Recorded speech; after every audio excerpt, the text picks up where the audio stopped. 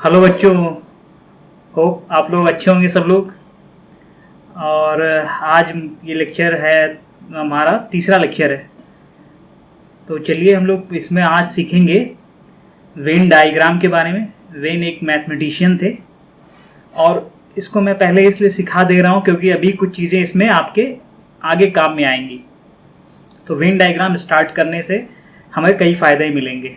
तो चलिए Venn diagram से हम लोग स्टार्ट करते हैं। हम लोग अपने स्क्रीन पे पहले पहुंचते हैं। अब देखिए, वेन डायग्राम को आप वेन आरेख भी बोल सकते हैं हिंदी में, उससे कोई फ़र्क नहीं पड़ता है, जैसा भी आपको लगे कि आपके लिए सही है चीज़ें। अब इसमें देखिए, वेन आरेख में हम लोग ये तीसरा, जैसे हम लोग सेट को लिखने के लिए दो मेथड पहले से जानते थे, एक सारणिक मेथड और एक कौन सा, समुच्चय निर्माण विधि। इसके अलावा वो दोनों लिखने वाले थे, इसमें ये भी एक सेट को निरूपित करने के लिए एक हम लोग कह सकते हैं कि इसमें हम लोग चित्र से इस सेट का निरूपण दिखाएंगे किस तरीके से करते हैं। ठीक है, जैसे मैं आपको एक चीज़ पहले एग्जांपल से शुरू करते हैं। मान लीजिए कोई एक सेट ए है, इसमें 1 2 3 ये 3 नंबर लिखे हुए हैं। अब इसी सेट का ये कौन सा निरूपण हुआ, सारणिक विधि से हर अवयव के बीच में कामा लगा के लिख दिया गया। अब इसी को अगर हम लोग समुच्चय निर्माण विधि से लिखेंगे तो हम लोग कैसे लिखेंगे, इसको लिखेंगे x इस प्रकार है कि x का मान 4 से छोटा है और x किसको बिलोंग करता है, प्राकृतिक संख्या को। तो यहाँ पे आप जानते हैं कि एक प्राकृतिक संख्या और 4 से छोटी है, तो जो 4 से छोटी प्राकृतिक संख्या होगी वो आपकी कौन सी हो जाएगी, 1 2 3। तो ये दोनों सेट आपके वही चीज़ बताएंगे। अब इसी चीज़ को अगर मैं आपसे कहूँ कि हम लोग तीसरे विधि में इसको चित्र के रूप में निरूपित कर सकते हैं, कैसे करेंगे, इसमें एक आयत बना लेते हैं पहले।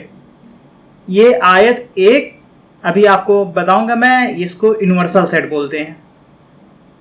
ठीक है, यूनिवर्सल सेट अभी आगे इसमें डिटेल में आपको और समझ में आ जाएगा थोड़ा सा। ये यूनिवर्सल सेट है, इसके अंदर हम ये देखिए ये छोटे छोटे वृत्त बना के उसमें इस वृत्त को ही हम लोग सेट बोलते हैं। 1 2 3 इसमें इसके अवयव लिख देते हैं। कोई दूसरा अगर इसके अंदर हमको सेट बनाना हो जिसमें कुछ अलग से अवयव हो, 4 5 6 लिख दिया मैंने। ठीक है, तो यहाँ पे ये बाहर वाला भी एक बड़ा जो हमने आयत बनाया वो भी एक सेट है। अंदर हमने इसके छोटे छोटे सेट बनाए हुए हैं जो इसके भाग हैं। ठीक है, अब यहाँ से हम लोग इसको यूनिवर्सल सेट बोलते हैं। अगर हमको ये दिखाना हो कि किन्हीं दो सेट में, जैसे यहाँ पे ये देखिए, हो सकता है इनके मध्य में आपस में कुछ क्या हो जाए, इनके मध्य में आपस में यहाँ पे कुछ एलिमेंट दोनों में इसमें भी उपस्थित रहे और इस सेट में भी उपस्थित रहे, तो उसको हम लोग कैसे दिखाएंगे। मान लीजिए वो 2 है, 2 दोनों में उपस्थित है, तो इस 2 को हम लोग यहाँ पे दोनों में उपस्थित है, इसको हम लोग बोलते हैं इंटरसेक्शन। ठीक है, इंटरसेक्शन को हिंदी में बोलते हैं उभयनिष्ठ। ठीक है, उभयनिष्ठ, ये दोनों में उपस्थित है यहाँ पे। अब इसको हम लोग लिख सकते हैं यहाँ पे मान लीजिए इसमें 1 4 2 आ रहा है। ठीक है, एक इस वाले सेट में 1 4 2 आया और इस वाले सेट में आपका आ रहा है 2 5 6। तो 2 दोनों में उपस्थित था या दोनों में उभयनिष्ठ था, इसलिए हमने इसको इस तरह दर्शा दिया। तो जब कुछ नहीं कॉमन होता है, कुछ भी उभयनिष्ठ होता है तो अलग अलग दर्शाते हैं। जब कुछ कॉमन हो जाता है तो हम लोग इस तरह दर्शा देते हैं। दोनों जब वृत्त आपस में कट करते हैं तो जो इनके बीच का इंटरसेक्शन पोर्शन होता है उसमें वो सारे अवयव लिख देते हैं जो इन दोनों में आ रहे हों एक साथ। ठीक है, तो यहाँ पे वेन डायग्राम से भी हम लोग सेट को निरूपित इस तरीके से कर सकते हैं। तो इसका अच्छा खासा यूज अभी हमको पड़ेगा। ठीक है, और उसको हम आपको बताएंगे भी आगे।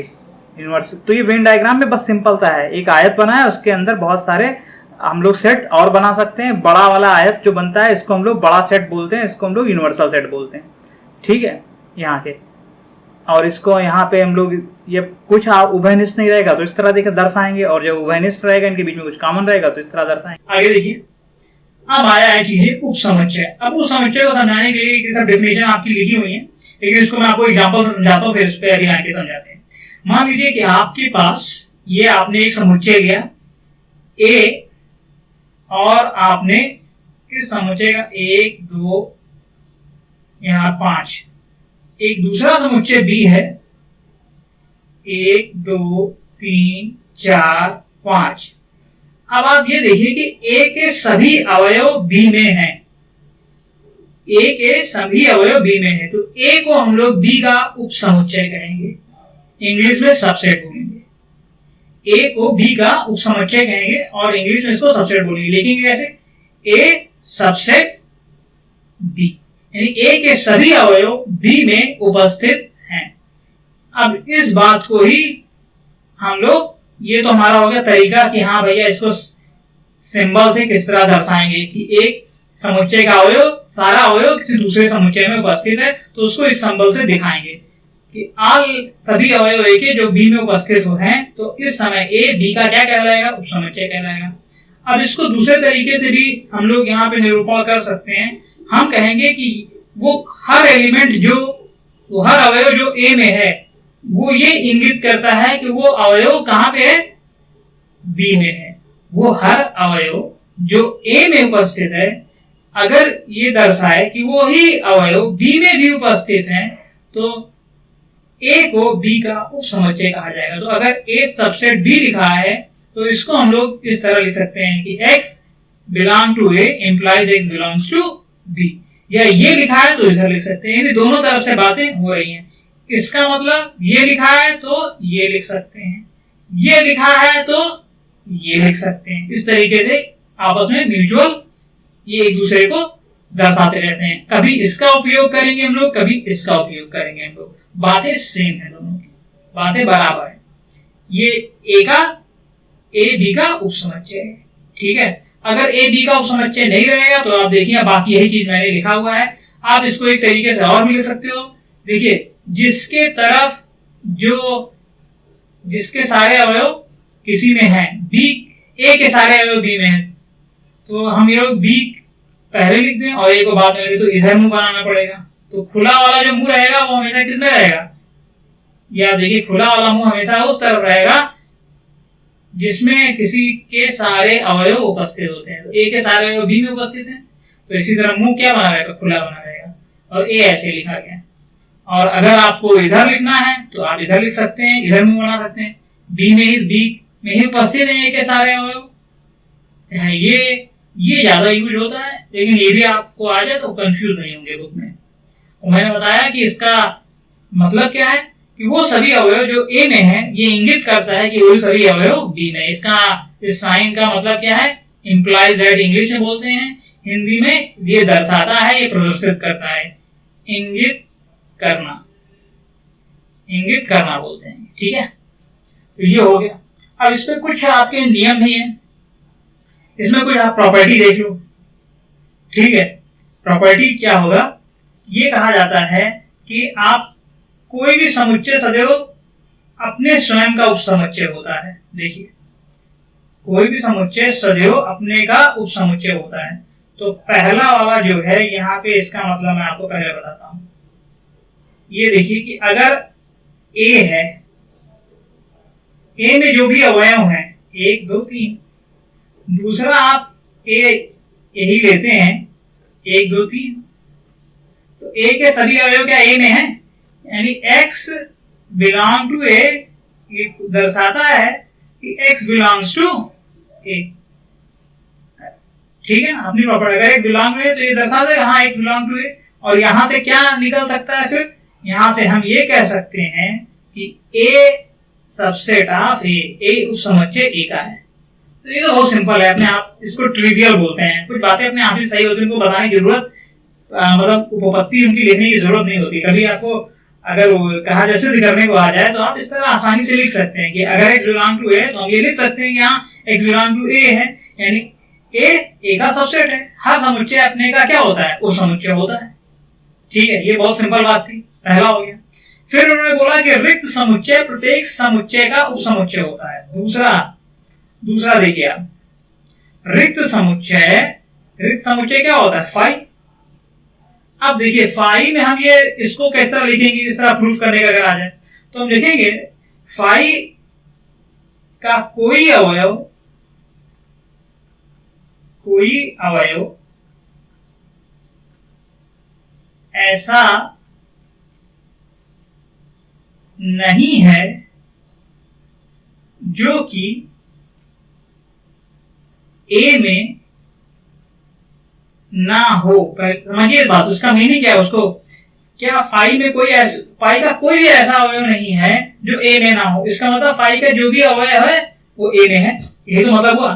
फाई में कोई ऐसा अवयव नहीं है जो ए में ना हो। तो यहाँ पे इसका मतलब हुआ कि यही तो ये कह रहा है कि अगर किसी समुच्चय का हर अवयव किसी दूसरे समुच्चय में होता है तो पहला समुच्चय दूसरे समुच्चय का उप समुच्चय कहलाता है। तो यहाँ पे फाई में कोई अवयव ही नहीं है, तो इसको दूसरे तरीके से बोलने का तरीका ये है कि फाई का कोई ऐसा अवयव नहीं है जो ए में ना हो, यानी फाई के सभी अवयव ए में है। तो फाई क्या हो गया, ए का सबसेट हो गया। ठीक है, फाई ए का सबसेट हो गया। यहाँ पे तो रिक्त समुच्चय हर समुच्चय का क्या होता है, सबसेट होता है, ये आपको ध्यान रखना है। फिर तीसरा बात मैं आपको ये बताऊंगा कि यदि ए बी का समुच्चय नहीं है तो ठीक है, ए को इस तरह लिखते हैं। अब इसमें क्या क्या क्या क्या हो सकता है भाई, इसमें आपका ये हो सकता है कि कम से कम ए का एक अवयव है जो बी में नहीं है। ये बहुत इंपॉर्टेंट है आपको लिखने के लिए, कंफ्यूज करने के लिए। अगर ए बी का उपसमुच्चय नहीं है तो उपसमुच्चय की शर्त फॉलो नहीं होगी। अगर ए बी का उपसमुच्चय होता तो ए के सभी अवयव बी में उपस्थित होने चाहिए। लेकिन अगर ए बी का समुच्चय नहीं है तो हो सकता है कि ए का एक अवयव बी में ना हो सकता है ए के दो अवयव बी में ना हो सकता है ए के कोई भी अवयव बी में ना हो। तो ए बी का उपसमुच्चय तभी नहीं होगा जब कम से कम एक अवयव उसके बी में नहीं होंगे। ज्यादा से ज्यादा कुछ भी हो सकता है, सारे ना हो ज्यादा से ज्यादा। ठीक है, तो हम ये अपने आप समझ जाओगे कि ए के कम से कम एक अवयव अगर बी में ना हो, ये प्रूफ कर ले जाए आप, तो आप कह सकते हैं हाँ भाई ये इसका ए बी का सबसेट नहीं होगा। या आपको ये प्रूफ करना हो कभी भी कि एक समुच्चय दूसरे का उपसमुच्चय नहीं है, तो आप ये प्रूफ कर दीजिए कि कम से कम एक अवयव ए का बी में नहीं है। ठीक, अब आपको एग्जांपल से एक चीज और, तीसरी वाली बात जो है ये इंपॉर्टेंट है। यहाँ इसको मैं आपको, अगर आपके पास किसी समुच्चय में, जैसे एग्जांपल से यहाँ पे लेता हूं मैं, किसी समुच्चय में n अवयव हो तो उसके कितने उपसमुच्चय बन सकते हैं। जैसे पहला तो आपको मैं छोटे छोटे एग्जांपल से दिखाता हूं। हालांकि ये आपका एक टॉपिक पढ़ेगा आपका यहाँ पे परमुटेशन कॉम्बिनेशन उसका है, लेकिन फिलहाल तो अभी आपको उसको सिखाएंगे तब आपको सिखा देंगे। यहाँ पे मैं आपको समझाने की कोशिश करता हूँ उसको कि मान लीजिए कि आपके पास ये है, ठीक है, एक अवयव है जिसको आप यहाँ पे P बोल दीजिए, कुछ भी अवयव हो सकता है। तो ए के कितने उपसमुच्चय बनेंगे, एक तो फाई बनेगा, फाई भी ए का उपसमुच्चय होगा, और दूसरा ए खुद का भी एक उपसमुच्चय होता है, तो दो उपसमुच्चय बनेंगे। अगर ए में मान लीजिए पी क्यू दो अवयव हो जाते तो एक तो फाई रहता और जिसमें ये भी इसका उपसमुच्चय होगा। अब देखिए ये भी तो एक उपसमुच्चय है, इसके सभी अवयव में उपस्थित हैं। ये भी देखिए उपसमुच्चय है, इसके सभी अवयव ए में उपस्थित हैं। तीसरा ये हो सकता है कि पी कामा क्यू पूरा ए ये लिख दिया मैंने, इसके सभी अवयव ए में उपस्थित हैं। तो यहां से ये हो गया कि हाँ इसके कितने उपसमुच्चय बन गए, आपके 4 बन गए। यहाँ कितने उपसमुच्चय बने थे, 2 बने थे। अब ये यहां से आपको मैं समझाऊं कि जितने अवयव होते हैं, अगर एक अवयव है तो 2 के घाते 1 उपसमुच्चय बनेंगे, 2 अवयव हैं तो 2 के घाते 2 बनेंगे। अब मान लीजिए आपके पास यहाँ पे आ जाए पी क्यू आर, अब कितने उपसमुच्चय बनेंगे, अब 2 के घाते 3 उपसमुच्चय बनेंगे। ठीक है, इसका प्रूफ मैं आपको बाद में कराऊंगा, परमुटेशन कॉम्बिनेशन जब पढ़ाऊंगा। अभी तो फिलहाल आप अभी इसको समझ लो कि जितने अवयव होते हैं उतने अवयव 2 के घात पे लग जाते हैं, उतने उपसमुच्चय उसके बन सकते हैं। तो यही है कि अगर ए में कितने अवयव हो, n अवयव हो, तो उपसमुच्चय की संख्या कितनी हो जाएगी, उपसमुच्चयों की संख्या जो हो जाएगी वो कितनी हो जाएगी, 2 के घाते n।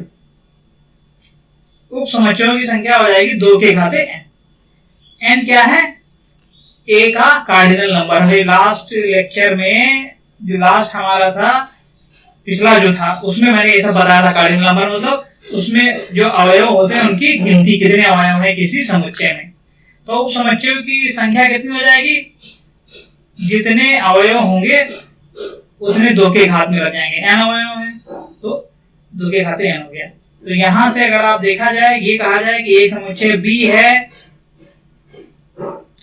तो यहाँ पे आपके पास 2, 3, 6, 5, 8 कितने अवयव हैं? nb। इसका कार्डिनल नंबर जिसको हम बोलते हैं, ठीक है ना। कार्डिनल नंबर कितना है? 3 2 5। तो उप समुच्चयों की संख्या कितनी हो जाएगी? उप समुच्चयों की संख्या कितनी हो जाएगी? उप समुच्चयों की संख्या हो जाएगी 2 के घाते 5, यानी 32 उप समुच्चय बनेंगे। ठीक है, एक जिसमें फाई और ए भी रहते हैं। हर जितने उप समुच्चय बनेंगे, देखिए ये फाई है और ये किसके बराबर है, ये तो आप जानते हो कि रिक्त समुच्चय हर समुच्चय का उप समुच्चय होता है और स्वयं समुच्चय अपने का ही उप समुच्चय होता है। तो ये तो आपको बाय डिफॉल्ट पता ही रहेगा।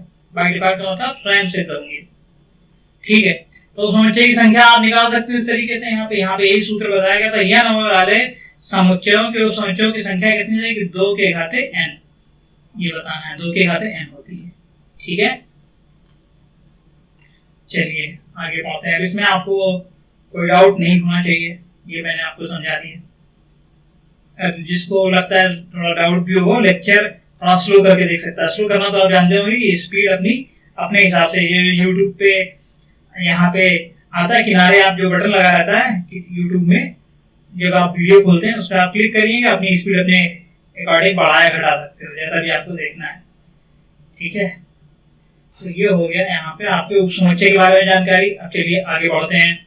हाँ बच्चों, तो इसमें देखिए भाग गया ये आपका उचित उप समुच्चय। इसको एक आप यथार्थ उप समुच्चय भी बोलते हैं या वास्तविक उप समुच्चय बोलते हैं। हिंदी में इसके 2-3 नाम है और अंग्रेजी में इसको प्रॉपर सबसेट बोला जाता है। अब देखिए एग्जाम्पल से इसको समझाते हैं। अब एग्जाम्पल में इसमें समझने के लिए समय मान लीजिए मेरे पास एक सेट है और मैं यहाँ पे इस सेट को नाम देता हूं A। ठीक है, अब देखिए यहाँ पे ये इसमें लेटर आ रहे हैं, एक मजाक सूझ रहा है मुझे, मैं इससे लिखता हूँ, ये 3 लेटर आ रहे हैं, ये सारा मेरे समझ गए होंगे। ठीक है, अब यहाँ पे ये लेटर ये मजाक है, मैं ये बता रहा हूँ कि ये क्या समझने के लिए है कि इसमें ये आपके पास 3 लेटर हैं, R, I और A। ठीक है, अब हम ये कह सकते हैं यहाँ पे कि अगर एक दूसरा सेट लिया जाए, ठीक है, दूसरा सेट इस तरीके से हम लोग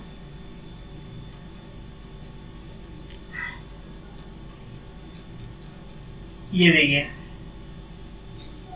तो हमने यहाँ पे A के सारे अवयव B में उपस्थित हैं। A के सारे सभी अवयव B में उपस्थित हैं, तो A को हम B का क्या बोल देंगे? सबसेट बोल देंगे। A सबसेट है B का, लेकिन B का कम से कम एक अवयव A में उपस्थित नहीं है, तो B A का सबसेट नहीं होगा। इस अवस्था में, इस कंडीशंस में हम ये कहेंगे कि A है वो है कैसा? B का वास्तविक समुच्चय। अभी तक A B का उप समुच्चय था, B A का उप समुच्चय नहीं है। इस स्थिति में हम कहेंगे कि A B का वास्तविक उप समुच्चय है। ठीक है बच्चों, यहाँ पे फिर से इस चीज को हम लोग दूसरे तरीके से लिख सकते हैं। इसमें देखिए क्या हो रहा है कि जब ऐसा स्थिति होगा कि एक सेट का सभी अवयव दूसरे सेट में उपस्थित रहेगा, लेकिन दूसरे का कुछ अवयव पहले में उपस्थित नहीं रहेगा, कुछ है संपूर्ण अवयव पहले में उपस्थित नहीं रहेगा, तो इस स्थिति में ही आपका क्या बनेगा? वास्तविक उप समुच्चय बनेगा। पहला वाला समुच्चय दूसरे का क्या हो जाएगा? वास्तविक समुच्चय। इस स्थिति को दूसरे तरीके से हम लोग प्रदर्शित कर सकते हैं कि A सबसेट ऑफ B, ये तो है A के सभी अवयव B में उपस्थित हैं, यानी A B का उप समुच्चय है, लेकिन A और B आपस में बराबर नहीं है। इस स्थिति, इसका कहने का मतलब वही हुआ कि A B का क्या है? वास्तविक उपसमुच्चय।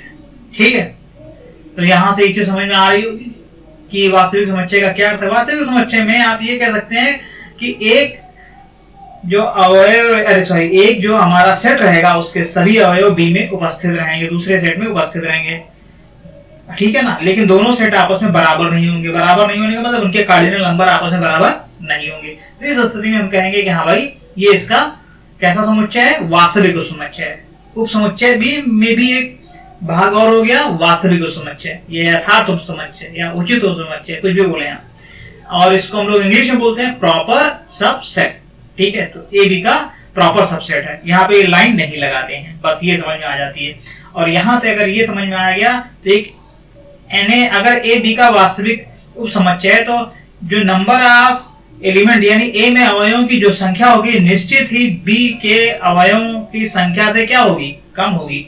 लेकिन अगर ये लिखा जाता था केवल, तो इससे इस बात की जानकारी नहीं मिल सकती है कि Na में और Nb में अवयवों की जो संख्या है वो कैसी है, बराबर है, ये तो होगा, ये लिखना पड़ेगा। ए अगर बी का उपसमुच्चय है तो निश्चित ही ए के सभी अवयव बी में प्रस्तुत हैं, उपस्थित हैं। लेकिन ये नहीं कह सकते आप, यहाँ पे थोड़ा सा दिखाएंगे पड़ा होगा, ये नहीं कह सकते आप यहाँ पे कि Na Nb से छोटा है। लेकिन अगर ऐसा है तो ये निश्चित ही आप इससे ये निष्कर्ष और निकाल सकते हैं। ठीक है, कि ये जो नंबर ऑफ एलिमेंट ए में है यानी ए में जो अवयवों की संख्या है बी में अवयवों की संख्या से कम होगी। इस स्थिति में क्या कहेंगे, Na में जो ए में अवयवों की संख्या है वो बी में अवयवों की संख्या से कम भी हो सकती है, कम तो होगी, कम तो हो सकती है, और लेकिन बराबर भी हो सकती है। ज्यादा तो होने का प्रश्न ही नहीं उठता क्योंकि इसके सभी अवयव बी में तो उपस्थित रहेंगे। ठीक है, ये हम लोग यहाँ से निष्कर्ष निकाल सकते हैं। चलिए अब आगे इसमें और भी देखते हैं कुछ बातें। मैं आपको ये बताना चाहूंगा कि जैसे अगर आपको यहाँ पे कोई देता है कि भैया आपके पास ये बनते हैं ए बराबर, यही मैंने इन्हीं का ले लिया एग्जाम्पल, है कि नहीं, इस समय बहुत फेमस है ये अपने कह सकते हो आप खराब कृत्य के लिए। चलिए इनके बारे में डिस्कस करते रहेंगे, याद भी रहेगा। कुछ बुरे लोगों को याद रखना चाहिए सबक सीखने के लिए, इसलिए इनके सबक सीखने के लिए इनको मैं लिख दे रहा हूँ। ठीक है, हाँ, तो मैं आपको जो बता रहा हूँ अपने उससे कॉन्सेप्ट पे आते हैं। ये इधर उधर की बातें अभी थोड़ा देर में फिर से करेंगे, लेकिन उनके लिए कॉन्सेप्ट सीखें। तो देखिए इसमें क्या हो रहा है कि अब अगर यहाँ पे हम ये कहना चाहें आपसे कि इसका जो सबसेट हम लोग बनाएंगे, इसके कितने सबसेट बनेंगे। ठीक है ना, सबसेट मतलब ये देखिए, एक तो 5 हो जाएगा, आप जानते हैं, फिर ये R हो जाएगा। कितने सबसेट बनेंगे, 2 के घाते 3 यानी 8 बनेंगे। बना दे रहा हूं सारे सबसेट में। ये एक एक का बन गया। 5 तो होगा ही होगा, हर सेट का सबसेट होता है, हर सेट का उपसमुच्चय होता है 5। ये तो एक वाले हो गए। इसी तरह 2 वाले लेके हम बना दें, RI, और कौन सा RA, और कौन सा IA। ठीक है, ये बन गया। और एक और लास्ट में ये बनेगा RI और A। तो कुल मिला के 8 बन गए। 1 2 3 4 5 6 7 8। अब ये सारे इसके उपसमुच्चय हैं। इतने उपसमुच्चय बने, 2 के घाते 3। इसके कितने उपसमुच्चय बनेंगे, 2 के घाते 3 यानी 8 उपसमुच्चय बनेंगे। अभी हमने सूत्र बताया था आपको, जितने अवयव होंगे वो 2 की घात में आ जाएंगे, तो हमको पता चल जाएगा कितने उपसमुच्चय बने हैं। अब ये सीखना है कि इनमें से कौन कौन से उपसमुच्चय आपके इसके ए के वास्तविक उपसमुच्चय हैं। समझिए इस चीज को, ये सारे उपसमुच्चय हैं। ठीक है, कौन कौन से वास्तविक उपसमुच्चय हैं। देखिए, ये वाला है, ये वाला है, ये वाला है, ये वाला है। क्यों है, क्योंकि इसके सभी अवयव ए में उपस्थित हैं, लेकिन ए का कुछ अवयव के सारे अवयव दूसरे में उपस्थित नहीं हो रहे हैं। ये भी है, ये भी है इसका समुच्चय उपसमुच्चय, लेकिन इसके सारे अवयव इसमें उपस्थित हैं, इसके भी सारे अवयव इसमें उपस्थित हैं, तो ये वास्तविक उपसमुच्चय नहीं होगा। ठीक है ना। इसी तरह कई जगह ये विरोधाभास रहता है कि फाई को वास्तविक उपसमुच्चय माना जाए कि ना माना जाए। कुछ लोग मानते हैं, कुछ लोग नहीं मानते हैं। मेरा ये कहना है कि इसको वास्तविक उपसमुच्चय माना जा सकता है, क्योंकि इसमें रिवर्स वाला सही नहीं हो रहा है। ये इसका समुच्चय तो है, लेकिन रिवर्स में ये इसका उपसमुच्चय नहीं है, तो ये हम मान सकते हैं। तो यहाँ पे हम लोग हमेशा देखेंगे कि केवल ये जिसमें ये एक उपसमुच्चय ऐसा बनेगा जो किसी भी जो किसी भी समुच्चय का क्या नहीं होगा, वास्तविक उपसमुच्चय नहीं होगा। ठीक है, जो कि खुद वो स्वयं होगा। ठीक, तो यहां से अगर पूछे आपसे कि कितने वास्तविक उपसमुच्चय बनेंगे, तो इसमें से इस संख्या में से एक कम कर दीजिए। इसलिए यहाँ पे भी देखिए कि यहाँ पे n अवयव वाले समुच्चय के उचित उपसमुच्चयों की संख्या 2 के घाते n होती है, और उपसमुच्चयों की संख्या उचित अगर वर्ड आ गया तो एक कम हो जाएगा। वो एक कौन सा कम हुआ, वो समुच्चय खुद ही जो बनता है। तो ये आपको समझ में आ गया होगा यहाँ से कि ये सारी चीजें इस तरीके से हम आसानी से समझ सकते हैं। ठीक है, अगर आपको ये देखने मिलता है तो मैं वेन डायग्राम से भी आपको एक चीज सिखाऊं कि वेन डायग्राम में यहाँ पे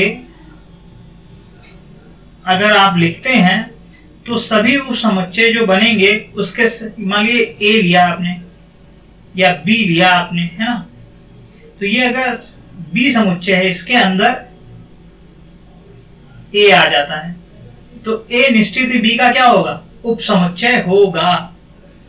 ए निश्चित ही बी का क्या होगा, उपसमुच्चय होगा। तो ये दर्शाने का तरीका है, ए बी का क्या है, वास्तविक उपसमुच्चय। लेकिन अगर ये दोनों गोले जो हैं वो आपस में क्या कर जाएं, मैं इसको एक अलग पेन से बनाता हूं। आप मान लीजिए आपका एक यहां पे मैंने बनाया इसको, ये ए था, बी था, ठीक है, बी के पास अब मैं दूसरा इसी पे ये बना दूं, दूसरा गोला, यानी बी और ए आपस में क्या कर जाएं, ओवरलैप। तो बी ए का उपसमुच्चय है, ए बी का उपसमुच्चय है, इसलिए दोनों बराबर आपस में हो गए। बराबर होने का मतलब दोनों के अवयव समान हो गए। तो ये दोनों कैसे हो जाएंगे, वास्तविक उपसमुच्चय नहीं रह पाएंगे। तो जो वास्तविक उपसमुच्चय हो तभी होगा जब अंदर कुछ एलिमेंट बी से क्या हो, कम हो ए में। ठीक है, तभी होगा। इस तरीके से आप बना सकते हैं। तो वेन डायग्राम से भी इसको आप दर्शा सकते हैं इस तरीके से यहाँ पे। ठीक है, चलिए आगे बढ़ते हैं।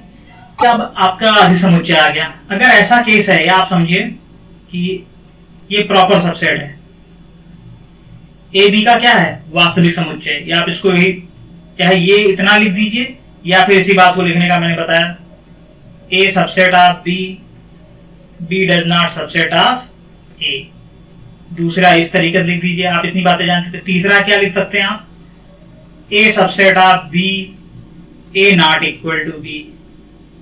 ये तीनों एक ही बात है। अगर इस तरह की स्थिति उत्पन्न हो रही है तो ए तो बी का समुच्चय है, लेकिन बी ए का समुच्चय नहीं है, या आप ये कहें कि ए बी का वास्तविक उपसमुच्चय है, तो हम लोग ये कह सकते हैं कि बी को हम लोग क्या बोलेंगे, बी को हम लोग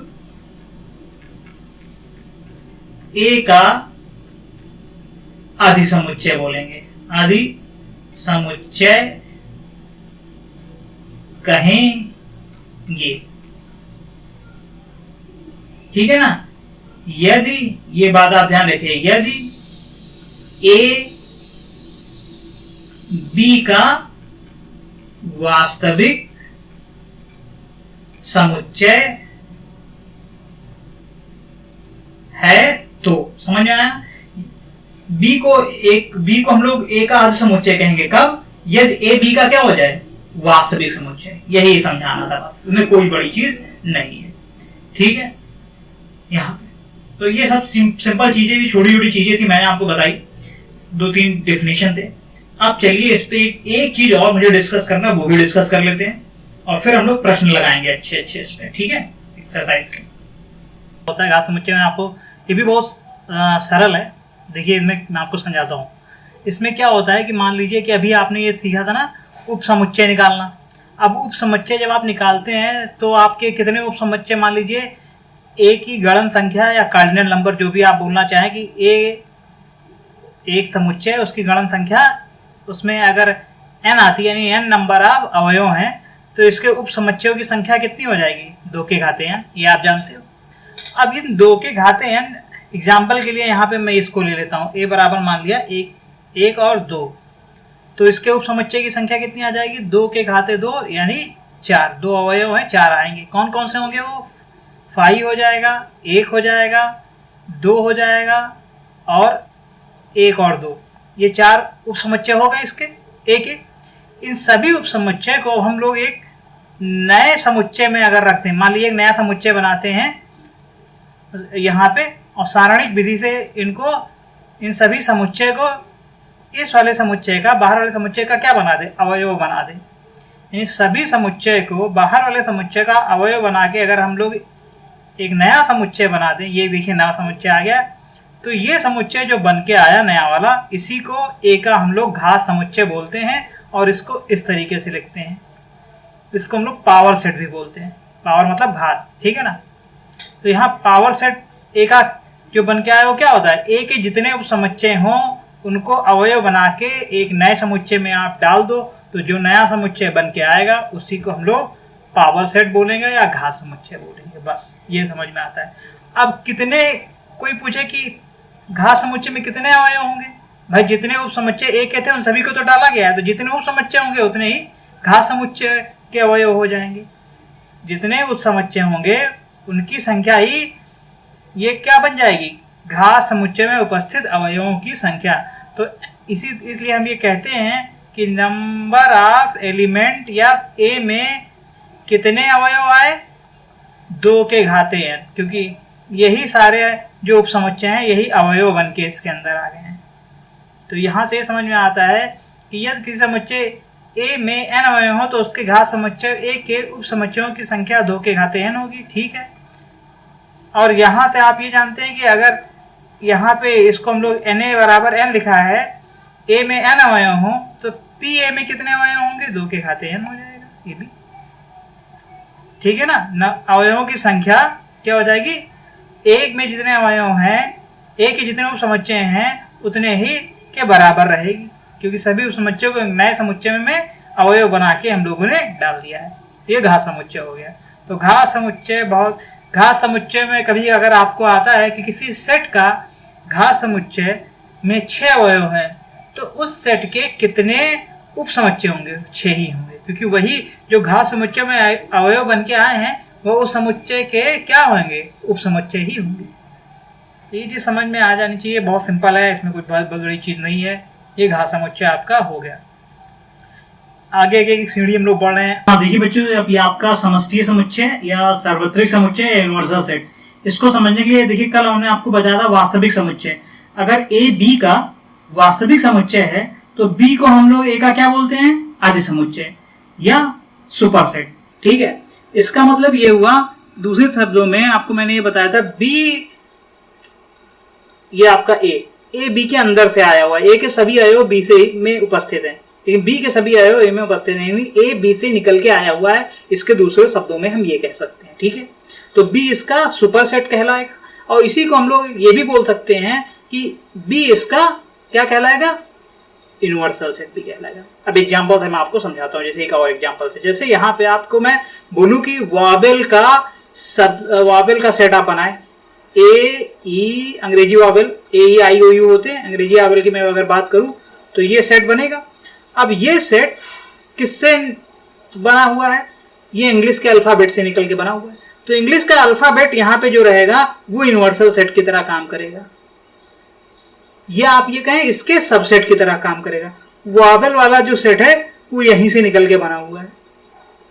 तो जो पूरा इंग्लिश का अल्फाबेट रहेगा वो इसके लिए कैसा काम करेगा? इसके सुपर सेट की तरह काम करेगा, ठीक है। और इसीलिए यहाँ पे इसको हम लोग देखिए सुपर, यहाँ पे यूनिवर्सल सेट को हम लोग ये आयताकार चित्र बनाते हैं, रेक्टेंगुलर फिगर, और उससे दर्शाते हैं।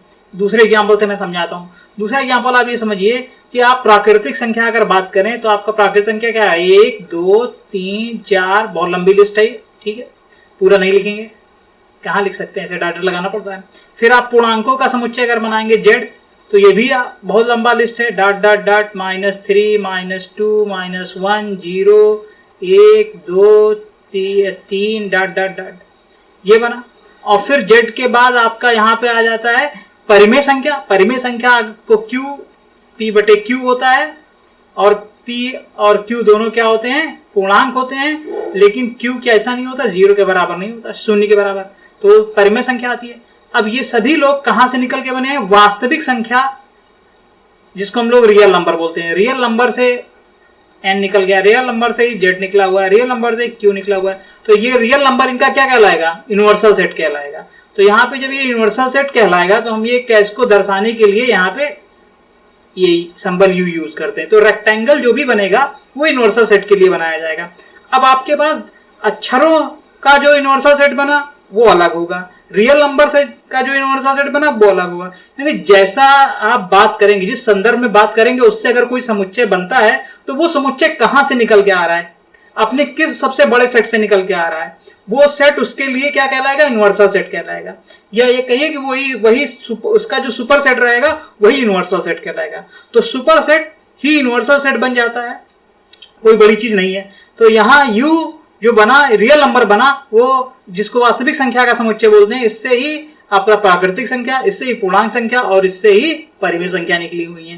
तो पहली बात तो ये समझना चाहिए कि यूनिवर्सल सेट जब हम कहते हैं तो यूनिवर्सल सेट कोई बड़ी चीज नहीं होती है, वो हर किसी भी बात से या संदर्भ में, संदर्भ का मतलब जिस तरीके की बात की जाएगी उस तरीके का आप समुच्चय बनाओगे। तो उस तरीके का समुच्चय बनाओगे तो प्रश्न उठेगा कि फिर उसी से रिलेटेड दूसरी बात की जाएगी तो दूसरे तरीके का कुछ समुच्चय बनाओगे। तो ये सभी समुच्चय किस बड़े समुच्चय से निकल के आ रहे हैं, तो ठीक है ना, अपने किस सुपर सेट से वो निकल के बन रहे हैं, वही सुपर सेट उनका क्या बन जाएगा, यूनिवर्सल सेट बन जाएगा। ठीक है, यहाँ पे इस तरह यूनिवर्सल सेट कभी भी यूनिक नहीं होता। यूनिक का मतलब जिस तरीके की बात होगी उसी तरीके की बात होगी। अगर हम अक्षरों की बात करें तो अक्षरों का सबसे बड़ा समुच्चय यहाँ पे बनेगा। नंबर्स की बात हो रही है और संख्याओं की बात हो रही है तो हम लोग यहाँ पे वास्तविक संख्या को सबसे बड़ा समुच्चय मान के चल रहे हैं। आगे आप देखेंगे कि वास्तविक संख्या से भी बड़ा समुच्चय बन सकता है जिसके अंदर वास्तविक संख्या खुद आ जाए। वो कौन सा समुच्चय होगा, वो सम्मिश्र संख्या का समुच्चय हो जाएगा। तो अभी तो फिलहाल हम यहीं तक बात करेंगे, ठीक है ना। यहाँ पे तो ये इसका इस तरीके से सार्वत्रिक समुच्चय, यूनिवर्सल समुच्चय की बात हम लोग करते हैं। जिस तरीके की बातें होंगी उस तरीके के से जो समुच्चय बनेगा, फिर ये देखना होगा कि वो समुच्चय कहाँ से निकाल के बनाया गया है। ठीक है, तो ये हो गया आपका यूनिवर्सल सेट का डेफिनेशन। बहुत सिंपल थी चीजें, और आपको मैं अब अगला लेक्चर में ये सारे प्रश्न कराऊंगा। तब तक के लिए हम लोग यहाँ पे लेक्चर आज के लिए बंद कर रहे हैं। ठीक है, थैंक यू।